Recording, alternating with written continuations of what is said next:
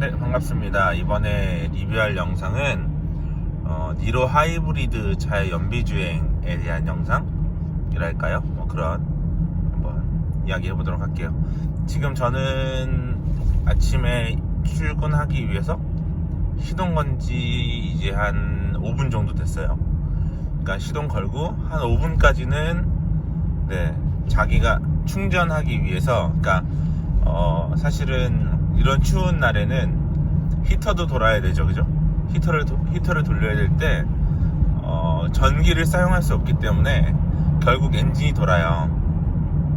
근데 저는 아직 아침에 그 예열할 때 말고는 지금 히터를 아예 틀지 않고요, 예열할 때만큼만 이제 엔진이 돌았고, 지금은 이제 엔진이 그 가솔린이 돌아서 일정 부분 충전을 한 다음에 한 5분 정도 지나니까 이제는 전기로 주행을 하게 되는 것 같습니다. 전기로 주행이 되는 것 같고,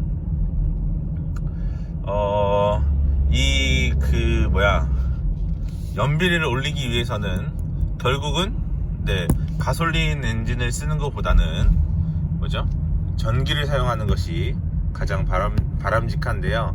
그러면 언제 전기가 들어오는지 700km 정도 주행을 하고 나서 보니 이제 감이 좀 잡히는 것 같아서 영상으로 한번 만들어 봤습니다. 일단 전기가 충전되는 포인트는 첫 번째로 가솔린 엔진을 사용할 때 가솔린 엔진을 일정 RPM 이상 쓰면, 그러니까 에코 저 바닥에서 한 중반 좀 위로 중간 쪽으로 가면 엔진이 돌기 시작하고, 그 엔진이 충전도 같이 시켜줍니다. 그러니까 가솔린이 회전하기 시작하고, 가솔린이 회전하면 항상 충전하는 것은 아니지만 충전을 시작하더라고요. 그리고 이제 달리다가 주행을 하다가 이제 그러니까 악셀이라고 할게요. 악셀을 떼는 순간부터 충전이 됩니다. 그리고 내리막길에서도 역시 악셀을 떼게 되니까, 물론 밟을 수도 있겠지만 보통 이제 연비주행을 위해서 악셀을 떼거든요. 악셀을 떼면 이제 다시 충전 형태로 움직이죠. 그리고 처음에 시동 걸고 나서 약 한 2-3km 정도는 연비가 안 나와요. 왜 그러냐면 그 엔진 예열도 있어서 어떻게든 충전은 엄청 오래 돼 있어도 바로 전기로 가진 않더라고요. 그러니까 일정한 온도까지는 가솔린이 도는 것 같습니다.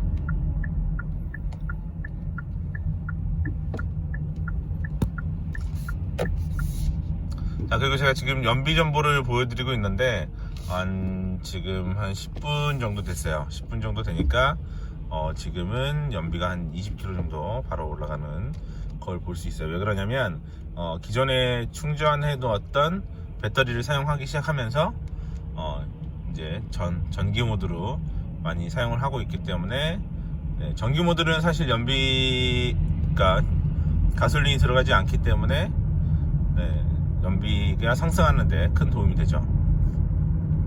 자, 그리고 사실 이제 저는 이제 연비 화면보다는 이 화면을 더 많이 봅니다. 에너지가 어떻게 흐르고 있는지. 지금 이제 엑셀을 밟고 있어가지고 이제 전기를 끌어다 쓰는 거지만, 이제 엑셀을 떼는 순간 다시 이제 바퀴에서 전기가 생산되는 것을 볼 수가 있습니다.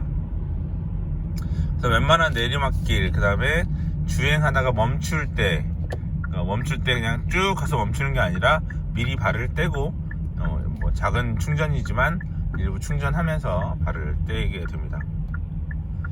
그리고 주행할 때도 막히는 길 같은 경우는 사실상 전기를 거의 다 쓴다고 보시면 되고요. 막히는 길에는 그냥 엑셀을 거의 안 밟고 발을 떼고 이동을 하면 거의 전기로만 사용을 하게 됩니다. 지금 이제 출근길이라 막히기 시작했거든요. 그러니까 이제 조금씩 이제 전기를 사용하겠죠. 그 와중에도 전기를 쓰고 바퀴로 충전을 하고, 이걸 왕복하게 되면 거의 전기 주행이 되는 거거든요. 지금 연비는 2km가 더 증가한 22.9km가 됩니다. 근데 이제 제가 저도 이제 이런 노하우를 좀 알고 싶어가지고 글을 다 읽은 건 아니지만 여러 그러니까 결과물만 보는 글을 보면 뭐 30km대, 35km, 뭐 40km 뭐 이렇게 나오시는 분들이 있어요. 그런 분들은 진짜 엄청난 내공을 지닌 사람들이라고 볼 수 있겠습니다. 지금 이제 막히기 시작했으니까 제가 이제 출근길이 보통 천호대교 올림픽대로를 타거든요. 천호대교에서부터 여의도까지 거의 이거보다 이제 조금 뚫릴 때도 있지만 거의 전기로 주행하기 때문에 많이 나올 경우는 한 28km에서 27km까지 나오더라고요.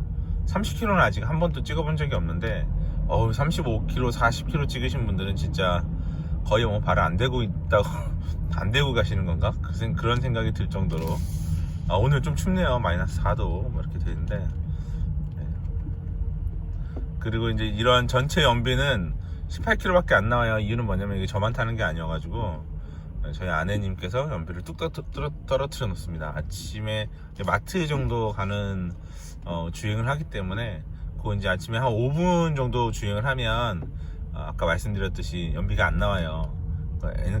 가솔린으로만 주행을 하기 때문에 일정 온도 이상 되어야 되고, 여기서 이제 지금 제가 에너지 흐름도가 이렇게 되고 있지만 여기서 히터를 만약에 튼다면 바로 지금 엔진을 뜨겁게 해야 되기 때문에 지금 이제 가솔린이 돌아가기 시작하거든요. 네, 그러니까 사실 저 같은 경우에는 연비를 위해서 목도리를 하고 잠바까지는 입진 않고요. 그 등에 열선이랑 핸들 열선을 깔아요. 그러면 어느 정도 커버가 되거든요. 그래서 이제 바로 지금 히터를 제거하니까 바로 이제 가솔린은 꺼지게 됩니다. 그러니까 가솔린이 돈다는 건 연비가 떨어진다는 얘기거든요. 그래서 그렇다고 뭐 엄청 추운 날 히터를 틀지 말라는 건 아니고요. 그럼 뭐 가족들이 있는데 히터 안 틀고 막 연비 때문에 히터 안 돼요. 이거는 좀 그렇고, 그래서 겨울에는 적절하게, 원래 우리가 이제 이런 니로 하이브리드 같은 경우는 연비 때문에 산 게 맞지만 그래도 이거 연비 때문에 감기가 걸리면 안 되잖아요. 네. 그러니까 그래서 이제 이것저것 글을 찾아보면 이제 뭐 제가 또 역시 제대로 읽진 않아요. 그래서 제대로 읽지 않았지만 따뜻한 날이 연비가 훨씬 좋다는 이야기가 있습니다. 왜 그러냐면 엔진도 충분히 열이 받아져 있는 상태고, 그죠? 네, 얘가 일정 열, 그러니까 막 되게 높은 열을 원하는 건 아닌 것 같아요. 보면 그 냉각수가 어느 정도만 되면 이제 전기로 돌거든요. 냉각수 온도가 이렇게 지금 보면 거의 바닥에 있잖아요. 그러니까 얘가 원하는 온도가 그렇게 높지 않다는 걸 알 수 있고요. 그래서 약간 이제 운전을 약간 게임처럼 가솔린이 돌지 않게, 물론 이제 가솔린이 계속 안 돌면 그것도 문제가 생길 수 있습니다. 가솔린도 엔진이기 때문에 엔진은 돌아야 그죠? 고장이 안 납니다. 그래서 적당한 엔진을 돌려주면서, 그리고 이제 전기를 최대한 많이 활용하는 방법의 주행으로 진행을 하면 좋은 연비가 나오지 않을까 싶습니다. 그래서 오늘 제 출근 연비는 현재 지금 연비는 한 27km 정도 나왔습니다.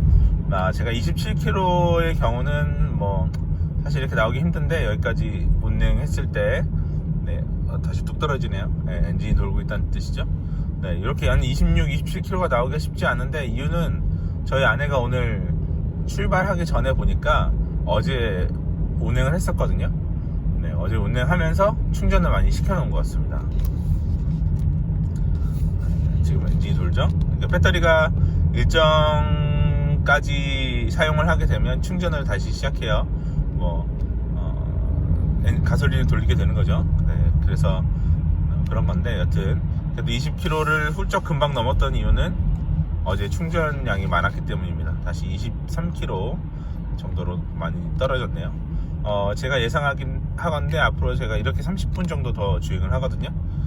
네, 그러면 오늘은 한 26km에서 27km 사이가 되지 않을까 싶습니다. 네, 그리고 이제 올림픽 대로 같은 경우는 적이 없어요. 올라가고 내려가고 없어서 평지이기 때문에 전기를 사용하는 양이 훨씬 많습니다. 그러니까 일반 연료를 사용하는 것보다 오르막길이 있으면 사실 가솔린을 많이 사용하게 되는데 그것도 사실 충전량에 따라서 좀 다르긴 해요. 충전이 많이 되어 있으면 오르막길도 잘 올라가더라고요. 그리고 이제 가솔린으로 주행을 하면 확실히 RPM이 높고 네, 소리가 좀 납니다. 제가 이전에 타던 이제 차량이 SM5 01년식이었는데 2000cc였거든요. 근데 니로 하이브리드 같은 경우는 1600cc예요. 그러다 보니까 배기량의 차이가 확실히 있는 것 같습니다. 그런데 이게 전기 모터로 사용하게 되면 전기 모터는 훨씬 부드럽습니다. 그때 이거는 가속도 그렇고, 물론 이제 가속을 하면 이제 가솔린이 바로 뜨긴 하는데 전기로만 했을 때도 이제 가속을 좀 느낄 수 있는 포인트가 오긴 오거든요. 그럴 때 2000cc에 못지않게 전기 모터가 힘이 있다는 걸 느낄 수 있고요. 그리고 확실히 조용합니다. 네, 그래서 최대한 전기를 사용하면서 주행을 하게 되면 좋은 연비를 가져갈 수 있지 않을까 생각해요. 네, 그래서 저 같은 경우는 에너지 흐름도를 보고 주행을 합니다. 연비나 이런 거, 속도 이런 걸로 보지 않고요. 에너지 흐름도 보면서 아까 말씀드렸듯이 게임을 한다 생각하고 지금 주행을 하고 있습니다. 그래서 많은 니로 오너 분들께서 주행을 어떻게 하는지 모르겠지만 보통 이런 식으로 해서 연비를 챙겨가지 않을까 생각합니다. 원래 이제 니로 하이브리드의 경우는 차 모양이나 디자인 이런 것도 중요하겠지만 연비가 굉장히 중요한 한 포인트이기 때문에 연비 주행에 대해서 한번 이야기해봤고요. 지금 700km 정도밖에 타지 않았는데도 연비는 굉장히 잘 나와서 지금 제가 700km 타는데 주유를 만땅으로 처음에 샀을 때 한 번 했고요. 그 다음에 또 중간에 만땅으로 못했어요. 중간에 이제 연비를 좀 알고 싶어서, 채웠을 때 연비를 알고 싶어서 중간 정도 됐을 때 이제 기름을 넣었거든요. 그랬더니 한 연비가 22km에서 23km 사이였던 것 같아요. 한 10번 정도 해서 이 연비가 어떻게 나왔는지, 그러니까 요런 이제 전기 연비 말고 디지털 연비 말고 실제 이제 가득 채운 연비로 한번 10번 정도 해서 나누기로, 그래서 평균 실제 연비는 얼마 정도 나오는지, 물론 그것도 정확한 건 아니죠, 그죠? 얼만큼 어떻게 채우느냐에 따라서 좀 달라지긴 해요. 그리고 보니까 내리막에서 넣는지, 그러니까 경사진 곳에서 넣는지 모두 평탄한 곳에서 넣는지에 따라서 좀 달라지긴 하는데, 그래도 한 10번 정도 하면 대략적으로 나오니까 10번 정도, 그러니까 지금부터 사실 이게 기름 한 번 넣는데 800km 정도 가니까요. 그 연비는 꽤 오래 걸려야 될 것 같습니다.